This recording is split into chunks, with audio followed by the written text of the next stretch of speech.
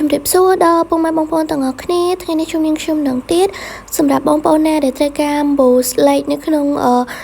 វីដេអូ account TikTok របស់បងប្អូនចំពោះការ boost like នេះផងដែរគឺអត់មានអីពិបាកទេយើងគ្រាន់តែ select យកវីដេអូដែលយើងត្រូវការមកហើយឧទាហរណ៍ថានាងខ្ញុំយកវីដេអូនេះចំពោះវីដេអូនេះផងដែរគឺមាន like ត្រឹមតែ1205 like ទេហើយដើម្បី boost like បានយើងគ្រាន់តែ copy link នៅវីដេអូហ្នឹងមកចឹងចុចកន្លែង tray 3នេះមកបន្ទាប់មកទៀតគឺយើងចុចកន្លែង copy link បន្ទាប់ពីយើង copy link អីហើយគឺយើងត្រូវចូលទៅក្នុង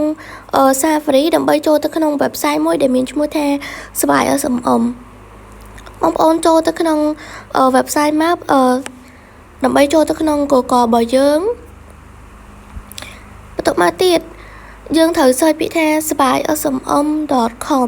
បងប្អូនចំពោះពាក្យ svaismm.com នេះផងដែរគឺជាឈ្មោះ website យើងដែលត្រូវយកមកបូសេវាកម្ម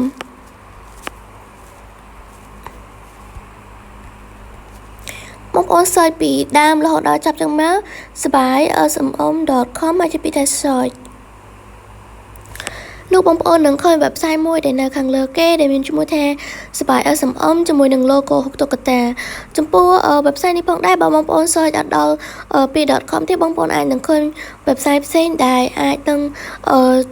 ពិបាកបងប្អូនច្រឡំជាមួយនឹង website របស់ខាងយើងអញ្ចឹងបងប្អូន search ពាក្យថា SVSMM.com ដល់ចាប់ចុងក្រោយអញ្ចឹងមកហើយបន្ទាប់មកទៀតនោះបងប្អូនឃើញ website បែបហ្នឹងហើយបងប្អូនចុចទៅលើ website ហ្នឹងមកពេលដែលយើងចុចនៅលើ website ហ្នឹងហើយមកដល់កន្លែងនេះជំហានបន្ទាប់ទៀតគឺអត់មានអីពិបាកទេយើងគ្រាន់តែដាក់ username password ហើយ login ចូលប្រើប្រាស់ហ្មង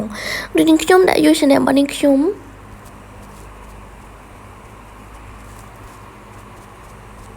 បន្ទាប់មកទៀតយើងដាក់ password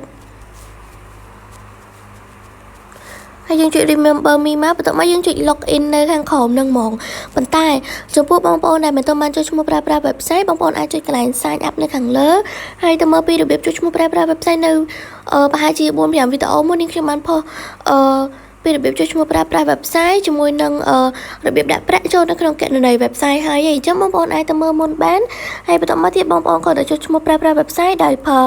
username និងemail មួយហើយ email ផងដែរបងប្អូនត្រូវតែយក email ដែលបងប្អូនទៅបង្កើតថ្មីជាមួយនឹង password email ពេលដែលបងប្អូនចុចឈ្មោះប្រើប្រាស់ website បងប្អូនត្រូវ note ទុកនៅកន្លែង username ហើយនិង password ដើម្បីដល់យើងឲ្យក្រោយទៀតយើងចង់ចុចឈ្មោះប្រើប្រាស់ចង់ login ចូលប្រើប្រាស់ website បងប្អូនដាក់តែ username ហើយ password ដូចនេះខ្ញុំចេះមកគឺយើង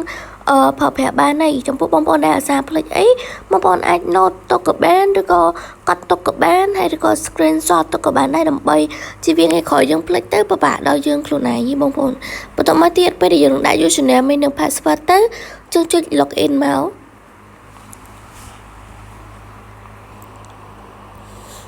ពេលយើងចុច login ហើយ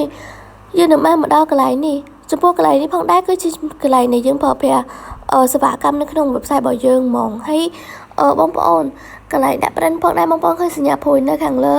នៅខាងឆ្វេងដៃបងប្អូនចុចពីលើនឹងមកបងប្អូននឹងឃើញកន្លែងដាក់ប្រាក់ហើយកន្លែងរបៀបដាក់ប្រាក់នេះខ្ញុំបានផុសជាមួយនឹងរបៀបចុចឈ្មោះប្រើប្រាស់ website អញ្ចឹងបងប្អូនមើលនៅក្នុងនោះទៅគឺដឹងហើយបន្ទាប់មកទៀតយើងចុចកន្លែងសេវាកម្មមកកន្លែងសេវាកម្មនេះមានសេវាកម្ម YouTube Facebook មានសេវាកម្មTikTok Telegram ចឹងទៅអញ្ចឹងយើងវីដេអូយើងឯនេះគឺយើង focus ទៅលើ TikTok អញ្ចឹងយើង select យកសេវាកម្ម TikTok មកហើយយើងអុំមកខាងក្រោមបន្តិចអធិស្ឋានបងប្អូនឯនេះខ្ញុំរៀងស្អកកតិចហើយបន្តមកទៀតបងប្អូនឃើញពាក្យ category ឃើញ cloud មួយនៅខាងក្រោមហ្នឹងយើងចុចនៅលើ cloud ហ្នឹងមកហើយបងប្អូនអរមើលពាក្យថា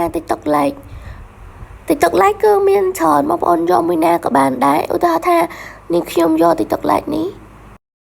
បន្ទាប់មកទៀតបងប្អូនមើលកន្លែង service ចំពោះ service នេះផងដែរបងប្អូនចុចលើនឹងមកបងប្អូននឹងឃើញតាមតម្លៃសេវាកម្មវាមួយហើយតម្លៃទី1មានតម្លៃប៉ុណ្នេះចឹងទៅហើយបងប្អូនយកតម្លៃណាដែលបងប្អូនគាត់ថាតម្លៃសមរម្យបងប្អូនយកសេវាកម្មនឹងមកឧទាហរណ៍ថានាងខ្ញុំយកអាមួយនេះហើយមកដល់កន្លែងនេះគឺជាកន្លែងដាក់ link យើងបាន copy ពីដើមវីដេអូហើយយើងគ្រាន់តែផាស link មកយើងចុច2ដងនៅលើ cloud នឹងមកហើយយើងចុចពាក្យផាស បន្ទាប់មកទៀតម្ដងកន្លែងនេះគឺជាចំនួន like ដែលយើងត្រូវដាក់បងប្អូនអាចដាក់ពីចំនួន10 like ឡើងទៅ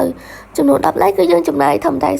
0.0011 ទេអញ្ចឹងនេះខ្ញុំដាក់100គឺយើងចំណាយ0.011អញ្ចឹង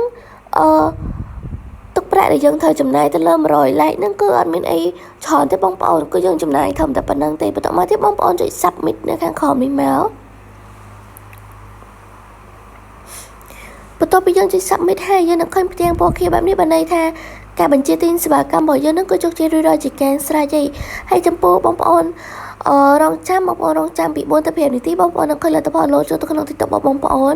ហើយបើបងប្អូនមានចម្ងល់កន្លែងណាអាច comment សួរនៅខាងក្រោមវីដេអូបានហើយយើងនឹងមានសេវាកម្មផ្សេងទៀតដើម្បីបូសេវាកម្មផ្សេងទៀតបងប្អូនអាចចុច subscribe នៅលើ channel YouTube របស់នេះខ្ញុំដើម្បីតាមដាននៅពីរបៀបបូសេវាកម្មផ្សេងទៀតហើយវីដេអូយើងក៏មានតែប៉ុណ្្នឹងទេចាំជួបគ្នានៅវីដេអូក្រោយអរគុណនិងជម្រាបលាបងប្អូនទាំងអស់គ្នា